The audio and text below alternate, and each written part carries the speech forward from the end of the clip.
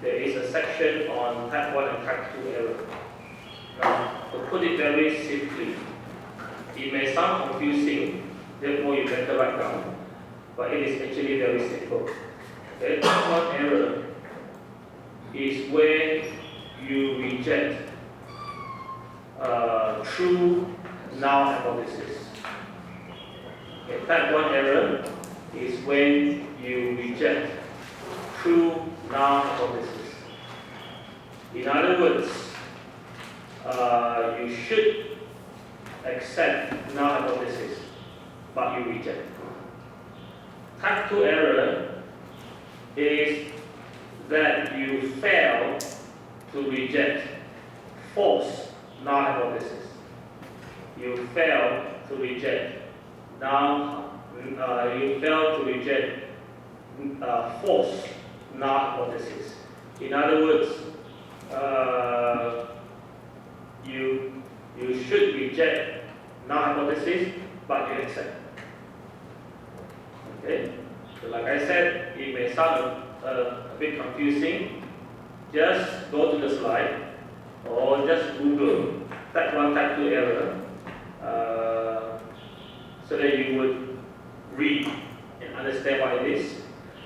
And just now I mentioned you don't really have to record it in your thesis.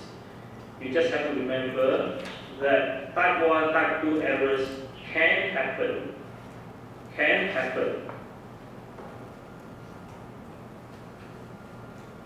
If you do something wrongly in your statistical analysis. Okay?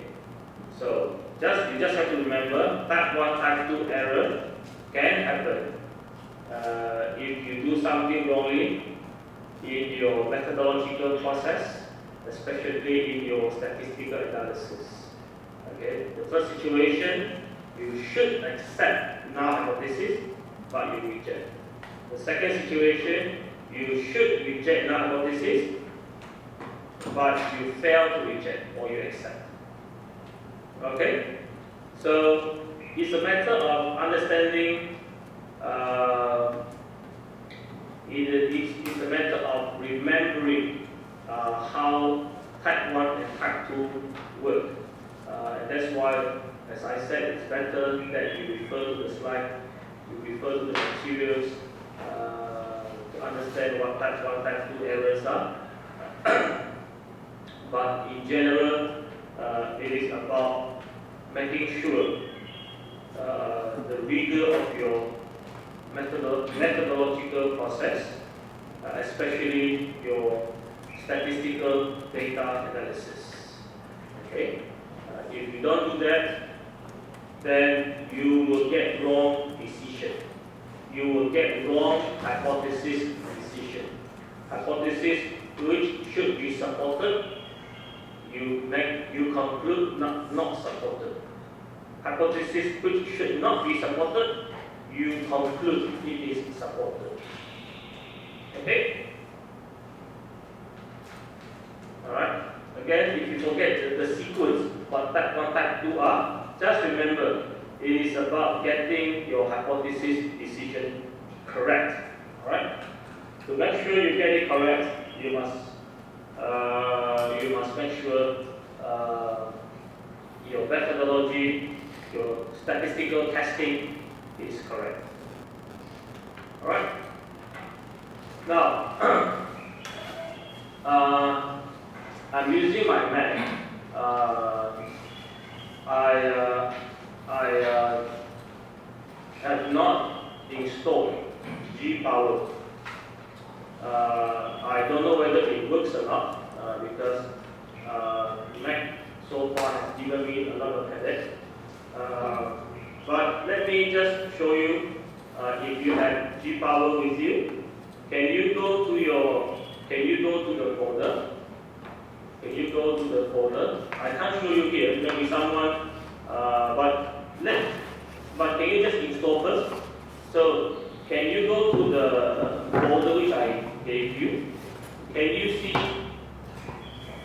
Oh, it's not in the folder. Oh, yes. Okay, can you see folder number 8, G-Power? see folder number 8, G power? Sorry, I did not show you on the screen, but can you look for it? Go to the NKUHG folder. This is my folder anyway. But can you look at folder number 8, G power 3.1.9.2? Yes? No? Let me check. Did I upload? Oh, I did not upload. My goodness. Okay, my apology. Let me upload now. G power.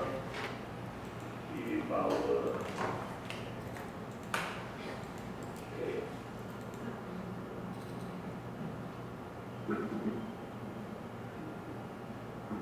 Okay, this is in your OneDrive. Do you all have access to OneDrive? Yes. Okay, you have a folder. Let me show you. You have a folder. You have a folder here. Okay, can you see? G power. All right. Can you open it? Okay. Can you install your G power? Okay. Which one is it? Okay. Can you install your G power?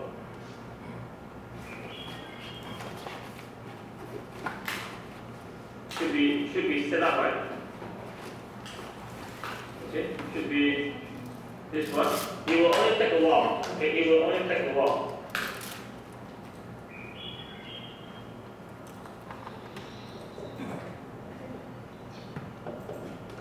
You cannot open the application setup.exe because Microsoft Windows applications are not supported on Mac OS. Okay, this is my message. Okay.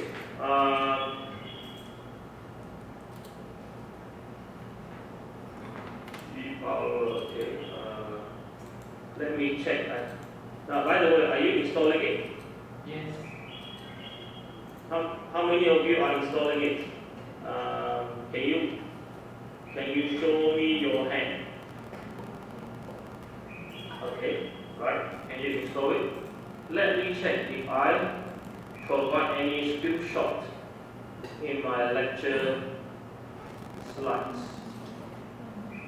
Okay.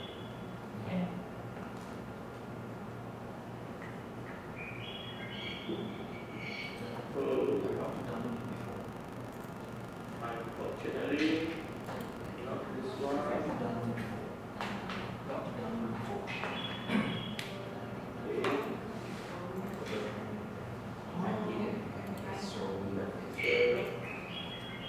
Data analysis.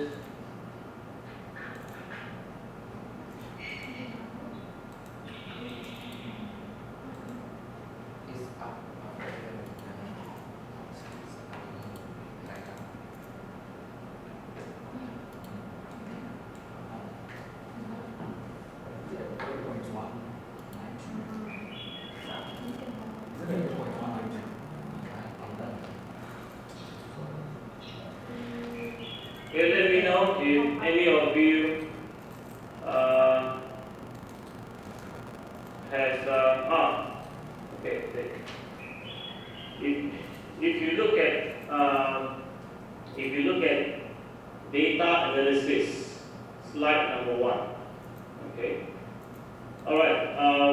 If you have not done it, it's okay. We can do it during the break. So let me explain to you what it is.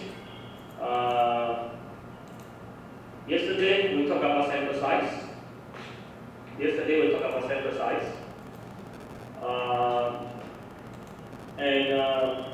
We mentioned about using formula and table. For example, formula and table developed by Tracy and Morgan. If you use probability sampling strategy. But if you use non-probability sampling strategy, the focus is not on sampling generalizability. The focus will be on theory,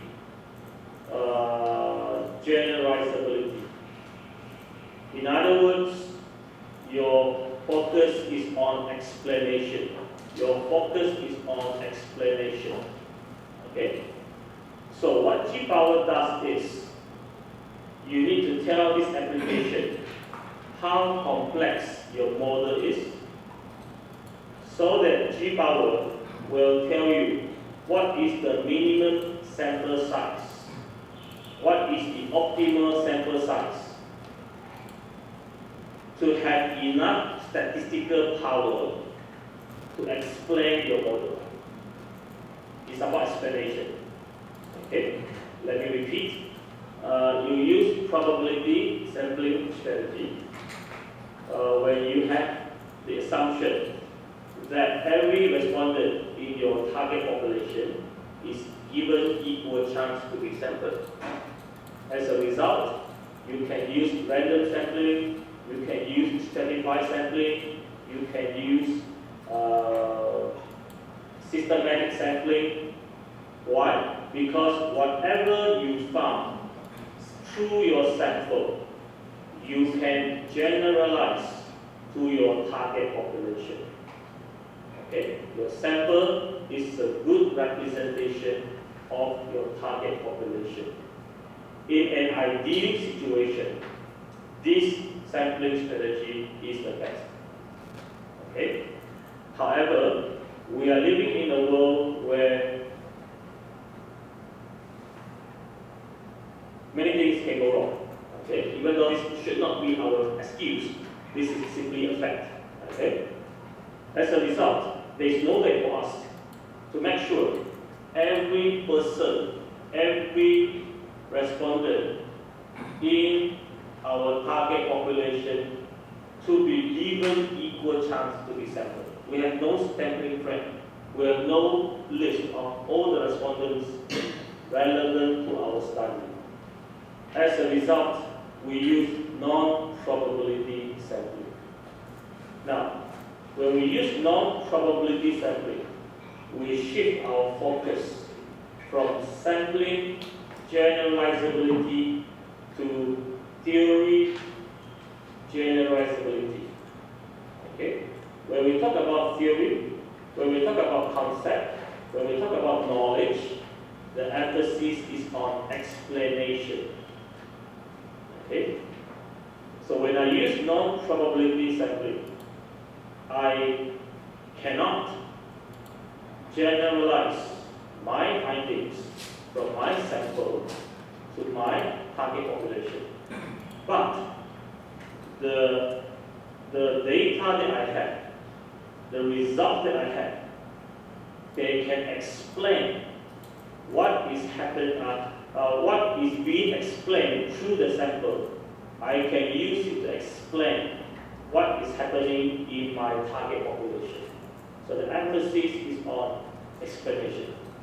So what G-power does is, G-power will tell you, based on your model, your framework, what is the minimum sample size required, or what is the optimal sample size required in order to hold enough statistical power to explain the model, the framework of your study.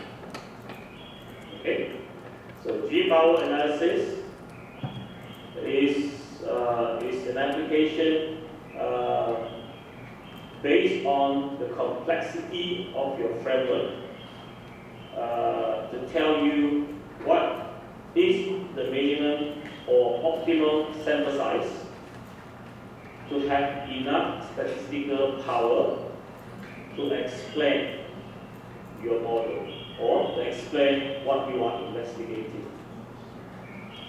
Okay? So if you look at the screen, do you see G-power 3.1.3 on the slide? Okay, thank you. Now, I cannot show you the application directly because I still have not figured out how to install. Now, there are a few things you need to inform the application. Number one, test family. Okay, test family. So most of our most of our studies, we will be using regression. We will be using regression.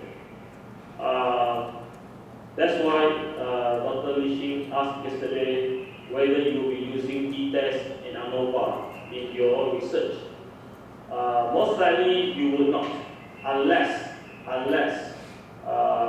group comparison is the objective of your study. But t-test and ANOVA are still useful when you want to do manipulation check, when you want to check observed heterogeneity, when you suspect there might be unobserved heterogeneity. Why? Because when you look at the results do not make sense. Okay, something must be wrong in your data. You hope that nothing wrong with your data. What you hope is there could be more than one group in your sample. That's why the results based on your sample, you cannot explain. You hope this is not because of poor quality data. It could be due to unobserved heterogeneity, the differences in your sample which you did not anticipate at the beginning. Okay, so t-test ANOVA will be useful for you to do some manipulation check. Now, when we use G-power over the years, I use it for regression. Okay, so if you look at test family, if you click this, you will see a pull-down menu. T-test, obviously, this is for t-test. Okay, the test of difference. In the pull-down menu, you will see another text called F-test. F-test. Okay, so when we run regression, we look at F-test. F-test. Okay, F flower. So here you click F. Here you click F. Okay. This one, alright. When you click this, there is a pull-down menu. Okay. You choose regression. Okay. R squared from 0. So there are about 10 selection. Okay. So choose the one which states regression. R squared deviation from 0. Okay, something like that. Again, when you download, you will be able to see it. Maybe this afternoon or tomorrow, someone can show me, or if I successfully get the application installed, I can show you again. So, but just remember, you have all sort of statistical tests. For me, I have been using this for regression. So, click this, pull down, look for regression, R squared, deviation from 0. Okay. Then you move to the next one, type of power analysis. Okay. There are maybe 5 options. I can't remember exactly. So far, I've only used 2 of them. One of them is called A priori. This one, A priori. A priori means you want to know what is your minimum sample size before you collect data. Okay. Another one which I chose in the past is post hoc. Post hoc. Okay. Post hoc is to check whether the sample that you have after you collect your data is enough or not. Okay. A priori is the sample size before you collect your data. Post hoc is the sample size after you collect your sample size, after you collect your data. Okay? So A priori is useful to inform you what is the minimum sample size. Because you have not collected your data, so you can still work on it. Post hoc is useful after you collect your data. You want to know whether your sample is enough. Should you collect more? Okay? So before and after. Let's assume A priori. before. Okay, so what you do is you will tell the software, let's say if you look at this one, it will be one tail.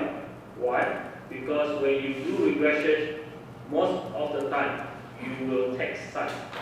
Okay, regression we will explain again in something, right? You will take side. You will either say it is positively related, or you will say it is inversely related. There are some situations you don't take side. I will explain it subsequently. Okay, most of the time you will take side. You will take direction. Therefore, you put one tail. Okay? Effect size by default, the application will tell you 0.15. 0.15 by default, 0.15. Okay, again, according to the literature, especially by this person called Cohen, C-O-H-E-N, Cohen, in 1988. In 1988, 0.15 is regarded as medium effect size. Medium. Okay. Anything lower than that is small effect size. Anything larger than 0.26 or 0.3 is considered as large effect size. Once you download your G-Power, you move your cursor. In fact, this pop-up message showing you that 0.15 is medium effect size. Okay? So even if you forget now, don't worry, the application will tell you. How do you know you should keep 0.15? How do you know? Why not put 0.3? Why not you put 0.02? Okay? You decide what to put in based on past literature. Based on past literature. Why? Because, remember again, now again, you will see me repeating, because you have a theory, because your variables are adopted from past literature. Also, your study is based on past studies. But your study may be slightly different because you extend something. Okay, you extend something. But your framework essentially still looks similar to past studies. Okay, because you combine 2 or 3 past studies together. So, if you are going to look at the effect of attitude on intention, the relationship between attitude and intention in your study. Now, there are many past studies which have done this. Maybe the context is different, but the concepts are the same. The theory is the same. They also use theory of reason action. You also use the theory of reason action. Even though your context is about restaurant, their context is about hotel, you can still adopt. Okay, of course, you can still Google search. There might also be articles related to restaurant, related to your study. Okay, but yours is Chinese restaurant, theirs are Western restaurant. It's okay, the concepts are the same. So how do you determine the effect size? You can refer to past literature and see how the findings are. Okay? If the findings are consistent, if the findings are clear, okay, that is where you can decide to put medium or even large effect size. Okay? So this is something that you decide. Okay? You have to tell the software. There is no rule and regulation except that if someone asks you, why do you put large effect size? How can you be so sure that in your analysis the effect size is big? You can tell them by saying, I refer to past literature where the relationship between attitude and intention is supported by theory. And most studies have been consistently shown that the effect will always be supported. Okay? So this is the argument that you can do. Okay. Now, by the way, even though we are learning quantitative data analysis, even though we are learning statistical data analysis, there are situations, for example, the one that I just mentioned, where you must argue in a theoretical way. You must argue. You cannot always rely on numbers. Okay? So there are situations where you have to argue because of theory. Okay? For example, if you give your questionnaire to an expert, you ask for expert opinion for face validity. Most likely, that expert will not answer you statistically. He will answer you based on theory, based on literature. Okay?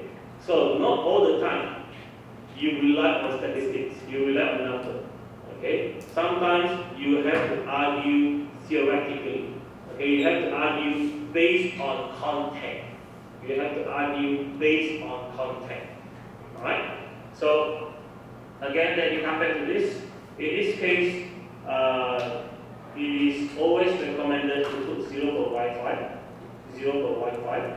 Later on, I will show you in after. I hope I remember. If I forget, please someone remind me. Alright? This one, okay, again, by default, just keep it as it is. Okay? With your error probability, 0.05. And then this one, your power, by default 95%, but for social science studies, you can reduce it to 80. So the minimum power is 80. You can keep 95 if you want. Alright? Now, if you use F-test here, there will be another box here.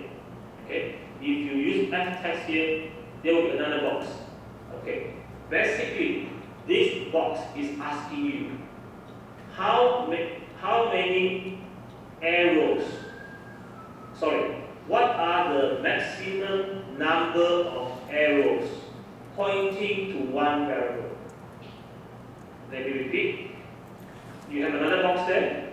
Basically, what the box wants to know is what is the maximum number of arrows pointing to one variable.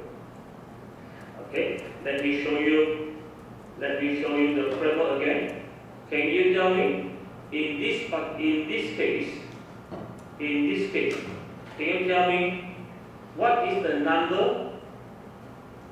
maximum number of arrows pointing to one variable? The answer is 3. 1, 2, 3. Right? If this is the case, if I ask you what is the maximum number of arrows pointing to one variable, you must be careful. I did not ask what is the total number. My question is, what is the maximum number of arrows pointing to one variable? If you look at this, the maximum number is 4. 1. This is the variable. 1, 2, 3, 4. 4. Okay. So based on this information, okay, based on this information, you put 4 here, somewhere here. There will be a box here. You put 4 here. Once this is done, you hit OK. You click OK. And this is the place where G-Power application will tell you what is the minimum, what is the optimal sample size you should have for your study.